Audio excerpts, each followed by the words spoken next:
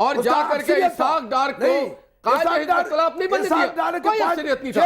یہ وہ لوگ ہیں، دیکھیں میں بہت احترام ہے ان کی جو پارٹی ہے، میں لڑنا نہیں چاہتا ہوں، مگر میں تاریخ پاکستان کے عوام کو بتانا چاہتا ہوں کہ قائد حزب اختلاف کے لیے ان کی پارٹی جا کے ملی جناب آصف زرداری سے، اور پھر عبدالغفور حیدری صاحب قائد حزب اختلاف بن گئے. تو یہ نہ اپوزیشن میں ہے، یہ صرف مفاد میں ہے. جہاں پہ مفاد ہوتا ہے یہ وہاں چلے جائے. اور تاریخ کا بھی نہیں پتہ، کوسٹل ہائی وے ہم نے بنایا ہے، نواز شریف نے رپورٹ لا کے دیا. اور 2 بار اگر ہم وزیر اعظم رہے ہیں تو ہم نے پاکستان کو بہت کچھ دیا ہے. ٹھیک ہے، بہت اچھی بات ہے. ابھی ہم ایک چھوٹا سا وقفہ لے لیتے ہیں. ابھی جو پچھلے 4 سال میں پاکستان سے اتنا کچھ لے لیا گیا ہے وہ واپس کیسے لایا جائے گا، اس پہ ذرا بات کرتے ہیں.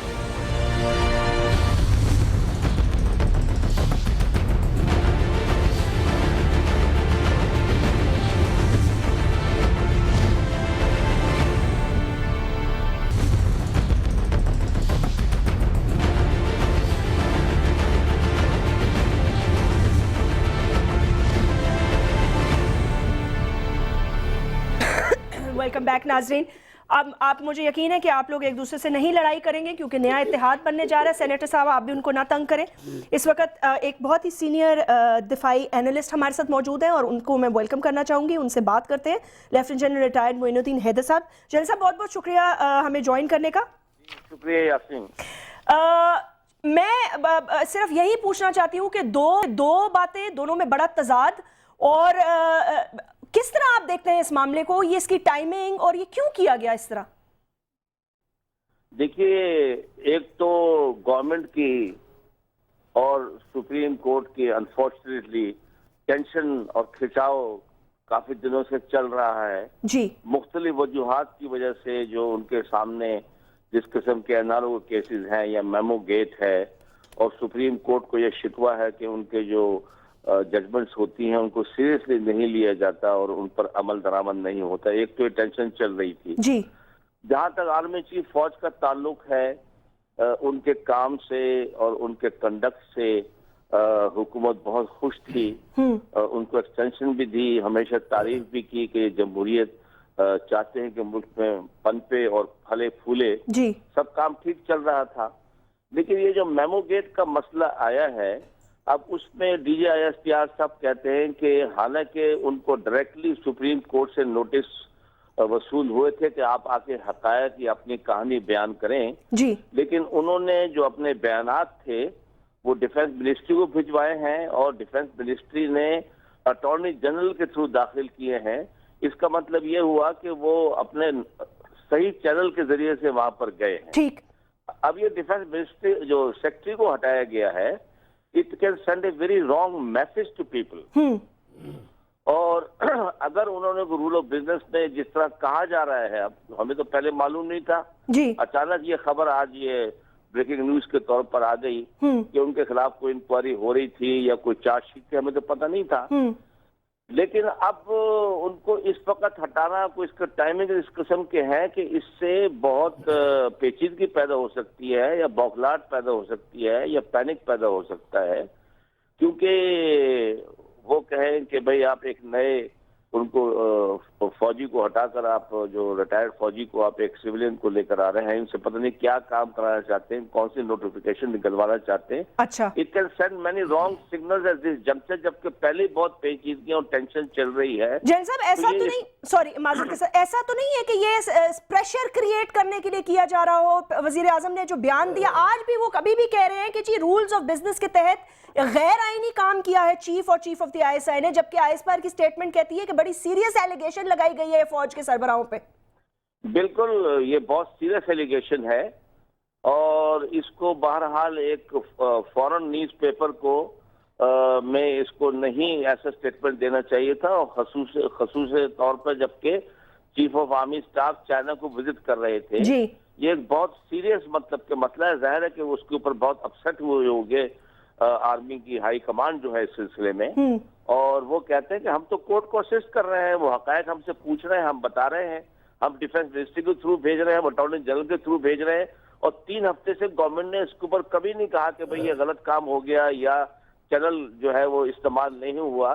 یہ تو اب اچانک بات کھڑی ہو گئی اور اس کے بعد پھر ڈیفنس سیکرٹری جو ہے اس کو اچانک ریموو کر دینا، یہ مطلب اس ٹینشن کو اور اس کمپلیکیشن کو، پیچیدگیوں کو بڑھا رہا ہے.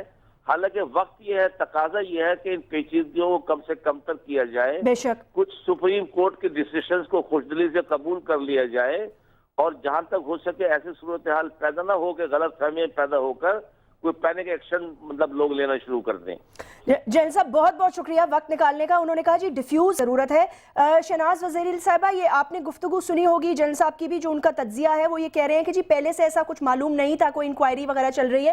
میں خالی ایک چھوٹی سی بات اٹھا دیتی ہوں، آپ ظاہر ہے آپ کے ایگزیکٹو وزیر اعظم ہمارے زیادہ بہتر جانتے ہوں گے، لیکن جہاں تک میں جانتی ہوں سیکرٹری ڈیفنس کو، اور جو میں ان کو کافی عرصے سے میں نے ان کو دیکھا ہے ان کے کریئر کو، ویسے وہ ایسی شخصیت ہے نہیں ٹو بی ویری فرینک کہ وہ دو اداروں کے درمیان تصادم پیدا کریں یا اس طرح کے. He is not that sort of a person. تو اگر آپ مطلب ہے انڈائریکٹلی جنرل پاشا کو ہٹ کرنا چاہتے ہیں یا وہ آپ کا ہدف ہے تو وہ ایک اور بات ہے، لیکن آپ نے جو سیکرٹری دفاع پہ الزام لگایا ہے بڑی سنگین نوعیت کا ہے، آپ کو ایٹ لیسٹ اسے پروف کرنا چاہیے. دیکھیے جیسے میں نے پہلے بھی عرض کیا تھا جیسمین، جب وزیر اعظم صاحب نے آج بھی وضاحت کی ہے اور پہلے بھی کہا تھا، یہ بات بالکل مطلب حقائق پہ مبنی ہے، اور آپ اخبارات اٹھا کے دیکھ لیجئے گا، سارا ریکارڈ ہوتا ہے پریس میں، ٹیلی ویژن میں وزیر اعظم کی سٹیٹمنٹس وغیرہ کا. اس وقت بھی انہوں نے کہا تھا کہ جب سیکرٹری دفاع نے جواب داخل کیے تھے وہ according to rules of procedure نہیں کیے گئے. تو اس وقت بھی وزیر اعظم نے کہا تھا، یہ نہیں کہ یکدم آج کہا جا رہا ہے. ایک تو یہ بات ہے، یہ بات بالکل واضح ہو جانی چاہیے اور یہ میٹر آف ریکارڈ ہے. دوسری چیز یہ ہے، ظاہر ہے اس وقت وزیر اعظم نے نہیں کہا کہ ہم نے پوری انکوائری کی، کیونکہ وہ پہلے جب یہ جوابات داخل کیے گئے تھے اس کے بعد ہی وزیر اعظم صاحب نے یہ کہا تھا. وہ اپنے اصولی موقف پر ابھی بھی کھڑے ہوئے ہیں. اس دن بھی انہوں نے یہ بات کی تھی، آج بھی یہ بات کی ہے، تو اس میں کوئی ڈسکریپنسی یا ڈسٹورشن یا کانٹرڈکشن قطعاً نہیں ہے. اب انہوں نے یہ وضاحت بھی کی ہے کیونکہ ظاہر ہے اس کے بعد جب یہ واقعہ ہو چکا تھا، جوابات بھیج دیے گئے تھے، تو اس کے بعد وزیر دفاع نے ایک انکوائری جو تھی اس میٹر کا نوٹس لیتے ہوئے ایک انکوائری جو تھی اس کو پروسیس میں عمل میں لے کر آئے تھے. اس انکوائری کے جو فائنڈنگز تھیں، وہ سفارشات جو تھی اس انکوائری کے بعد وہ وزیر اعظم صاحب کے ساتھ ڈسکس کی گئی اور اس کے بعد یہ ایکشن لیا گیا. یہ میں دوبارہ کہنا چاہتی ہوں، یہ یکدم ایک رات یا ایک گھنٹے میں یا چند کسی غصے کے بیسس پر نہیں لیا گیا. تو پھر یہ اس کی timing I S P are کی سٹیٹمنٹ سے کیوں ملتی تھی؟ آئی ایس پی آر کی سٹیٹمنٹ کے فوراً بعد یہ قدم کیوں ہوا؟ دیکھیے میں پہلے بھی بتا چکی ہوں کہ اس کا سیکوینس کیا تھا، مگر میرا خیال میں اس وقت کیونکہ بلیدی صاحب بھی بیٹھے اور نہال صاحب ہاشمی صاحب بھی بیٹھے اور بہت ساری اور بھی باتیں ہوئی ہیں، جنرل صاحب بھی ہیں. دیکھیے کچھ تو تاریخ کے اوپر بھی ہمیں نظر ڈالنی چاہیے. پاکستان کی تاریخ ہمیں کیا بتاتی ہے؟ سب سے پہلے یہ بتاتی ہے کہ جو سویلین سپریمیسی ہے یا جو سویلین گورنمنٹس ہیں جو جمہوری طریقہ کار سے آتی ہیں، ووٹ لے کے آتی ہیں، بلٹ کے ذریعے یعنی کہ گولی کے ذریعے یا بندوق کی نوک پر نہیں آتی، بلکہ عوام کی انتخابات کے ذریعے اور ان کے وہ اعتماد کے ذریعے آتی ہیں. ان کا ہمیشہ ہر دفعہ سویلین ڈیموکریٹک گورنمنٹ جو ہوتی ہے اس کا تختہ پلٹ دیا جاتا ہے. اس دفعہ وہ جو ریتیں تھیں، جو تاریخ تھی، اس کو ہم رد کرنا چاہتے تھے اور آپ نے دیکھا ہے کہ صدر صاحب نے، پاکستان پیپلز پارٹی کی حکومت، وزیر اعظم صاحب نے ہر ممکن کوشش کی ہے اور حکومت یہ 3.5-4 سال اسی طرح چلائی ہے مفاہمت کے ذریعے. اور اس مفاہمت میں نہ صرف ساری سیاسی جماعتوں کو شامل کیا ہے، جے یو آئی کے نمائندے یہاں پہ بھی بیٹھے ہوئے وہ حکومت کا حصہ رہے ہیں اور وہ سارے ان فیصلوں کا حصہ رہے ہیں، وہ ساری ان پالیسیز کا حصہ رہے ہیں جو کہ 3 سال یہ ہمارے ساتھ رہے ہیں. 3.5 سال ساتھ یہ ہے کہ جو 3.5 سال جو ملٹری اسٹیبلشمنٹ ہے اس کے ساتھ بڑا اچھا اتفاق رہا ہے، باہمی انڈرسٹینڈنگ رہی ہے اور اس طرح بالکل رہی ہے. رہی ہے ابھی بھی ہے، میں سمجھتی ہوں ابھی بھی ہے. اور میں 3-4 چیزوں کی جلدی سے وضاحت کرنا چاہوں. یہ کہنا کہ پاکستان پیپلز پارٹی اور یہ جو حکومت ہے، منتخب حکومت ہے، اس نے ہمیشہ اپنی افواج کے خلاف کوئی بات کی ہے، بالکل قطعاً غلط ہے. دیکھیے جب نیٹو کا حملہ ہوا تو وزیر اعظم صاحب نے جو میٹنگ بلائی، صدر پاکستان بھی یہاں پہ تھے، اس میں मुकम्मल तौर पर मिलिट्री लीडरशिप भी शामिल रही। ठीक। और जो 3 अहम फैसले किए गए उसके बाद कि नेटो की सप्लाई लाइंस को रोक दिया जाए, बॉन कॉन्फ्रेंस पर ना जाया जाए, और ये जो शमसी एयरबेस है ये खाली कराई जाए, बड़े सख्त किस्म के फैसले थे, बिल्कुल, और खाली कराई गई। ये तो इनको बड़ा ये कहना कि फौज के साथ, और बिल्कुल हर कदम पर अफगानिस्तान की पॉलिसी जो थी, कश्मीर, हिंदुस्तान, तो ये अचानक क्या हो गया, मुझे समझ में नहीं आ रहा। 3.5 साल में देखिए, बात ये है कि सबको तहम्मुल से काम लेना चाहिए। हमारी तरफ से अभी भी ये पोजीशन है, सदर पाकिस्तान सुप्रीम कमांडर हैं। ठीक। तो बात यह है कि अभी भी आप देख ले, हर वक्त, हर कदम पर हुकूमत ने सिविलियन एक तो पार्लियामेंट को कॉन्फिडेंस में लिया, एतमाद में लिया है।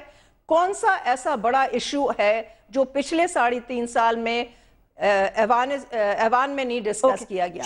हर चीज पर बहस की गई है, इन कैमरा में ब्रीफिंग्स दी गई हैं। तो ये कहना, क्योंकि देखिए मैं इसलिए वजाहत कर रही हूँ क्योंकि यहाँ पे काफी सारे इल्जामात दिए गए कि हमने बारहा हर दफा अपनी मसल्ह अफवाज पर अटैक किया, कतन गलत है। हमने हमेशा उनकी शहादतें जो हैं उनको खराज तहसीन पेश किया, बहुत सारी चीजों पे कोऑपरेशन करूंगा। बहुत कि जब एबटाबाद का इंसिडेंट हुआ तो यही वजीर आजम थे कि जिन्होंने एक स्टेटमेंट दिया था जब ये बैरून मुल्क के दौरे पे थे, it is a great victory against हुम? Great victory against Pakistan, great victory against Pakistan arm forces, great victory against Pakistani people.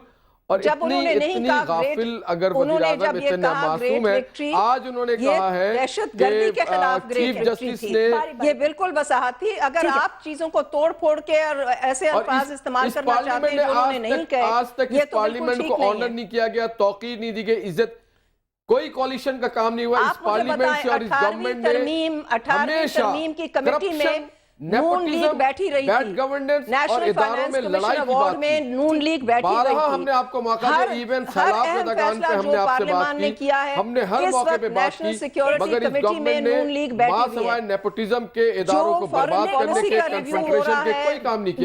Even आज इतने गाफिल वज़ीर आज़म है कि वो कहते हैं कि चीफ जस्टिस के बयान से मैं हट हुआ हूं, हालांकि चीफ जस्टिस इस बेंच में नहीं थे। दूसरी तरफ बाबर आवान और दीगर जो आपके मासूम लोग थे, उन्होंने जिस तरह से इदारों का मजाक उड़ाया है, उन्होंने खड़ा बना दिया था पाकिस्तान के पार्लियामेंट को और इदारों को। आप बारी-बारी पाकिस्तान मुस्लिम लीग नून हर वो फैसले का हिस्सा रही है। 18वीं तरमीम जो भी बात हो, लेकिन ये जो अहम मिसाल है, आज ये बात कि आईएसपीआर की स्टेटमेंट के बाद नहीं रहे, हमने बारहा आपको बताया कि आप अपने गवर्नेंस ठीक कर दें, वकीलें ठीक कर दें, लूट मार छोड़ दें, लोगों की खिदमत करें, मगर आपकी हुकूमत लगी रही इस बात पे कि वो 4 साल इसलिए लगी है कि हमने कुर्बानियां दी, अब हमें खाना है। आप मुझे जब मौका दे रहे, जरा मेरा ख्याल जो जिसको आप पूछते हैं उसका वो मेरा ख्याल जवाब करना चाहिए। तो एक तो ये कि जो आस्ते आस्ते बात हो, हौसले से बात हो, ये अच्छी बात है। जो आपने ये जो सेक्रेटरी दिफा पर जो वाक़या अचानक एक्शन लिया गया है, मैं समझता हूँ कि ये मुनासिब नहीं है। नहीं, ये नहीं होना चाहिए था, इससे कशीदगी बढ़ेगी, क्योंकि इसका कसूर नहीं है। ठीक, इसको हुक्म दिया गया था, और जो ऊपर से अभी जो गरीब है या कमज़ोर है उस पर हाथ डालना, वो तो जो बड़ों ने कहा किस तरह करो, वो तो माता था आर्मी का, चीफ ऑफ स्टाफ का, वो DGISI का, उसके जो जवाबात उसने दिए, बाकी ये तहम्मुल बर्दाश्त करनी चाहिए थी। बाकी इससे पहले आर्मी चीफ के मौजूदा हुकूमत ने खुद तारीफ की, यकीनन खियानी साहब ने बहुत सारे मौके जो उसको एक्शन के लिए मिले थे, लेकिन ये कोई अच्छी बात नहीं, वो एक्शन करना भी नहीं चाहते सर, वक्त बिल्कुल खत्म हो गया। जमहूरियत को बचाने के लिए वज़ीर आज़म को चाहिए कि कल पार्लियामेंट में जाएं, ऑनरेबली खड़े हों और अपनी सारी गलतियां तस्लीम करें, कौम से माफी मांगे और resign, should resign as a chief executive. उन्होंने इदारों को लड़ा दिया, इदारों को लड़ा, सुप्रीम कोर्ट की बेतौकीरी की, पार्लियामेंट की बेतौकीरी की, और इस मुल्क को अनारकी की तरफ लेके जा रहे हैं, अनारकी की तरफ लेके जा रहे हैं। बहरहाल नवाज शरीफ ने भी रिजाइन नहीं किया, उसको भगाया गया। सर ये कोई अच्छी बात नहीं है ना, ये अच्छी बात नहीं होती, इससे मुल्क का फायदा नहीं हो सकता, मुल्क में बाकी इदारों ने भी तो काम करना है। बुलेदी साहब, शहनाज वजीर अली साहब और निहाल हाशमी साहब, बहुत बहुत शुक्रिया। लेफ्टिनेंट जनरल मोइनुद्दीन हैदर साहब, आपका भी नाज़रीन मुझे फेसबुक पे लिखते रहिए, अपना ख्याल रखिएगा, अल्लाह हाफिज़।